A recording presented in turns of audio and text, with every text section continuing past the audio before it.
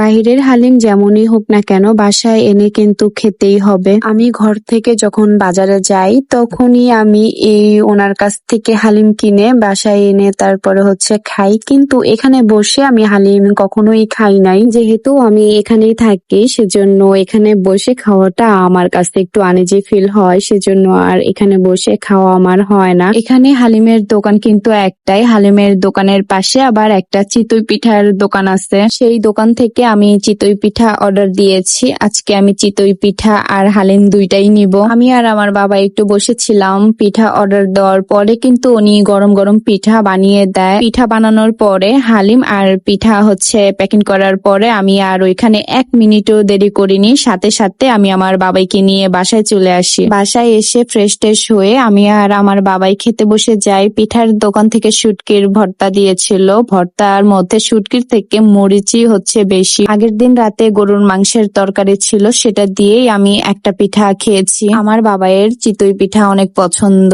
আমার সাথে খেয়েছে, আবার আমি রেখে দিয়েছিলাম, ও আবার পরেও খেয়েছে। এরপর হালিম খাই। হালিমটা কিন্তু আনতে আনতে ঠান্ডা হয়ে গিয়েছিল, তাই ওভেনে গরম করে তারপরে খাচ্ছি। আমার বাবাই দোকানের কেনা হালিম একদম খেতে পারে না, একমাত্র ঝালের জন্য, কারণ দোকানে অনেক পদের স্পাইসি মশলা দিয়ে কিন্তু হালিম রান্না করা হয়। হালিম কিনে আনার সময়ও আমি চেষ্টা করে ওর হালিমের মধ্যে কোনো কিছুই অ্যাড করি না। তারপরেও আমার বাবাই বেশি একটা খেতে পারে না, ওই যে রান্নার সময় বেশি অতিরিক্ত স্পাইসি মশলা দিয়ে রান্না করে। যাই হোক, আজকের মতন ভিডিওটা এই পর্যন্তই। Thanks for watching.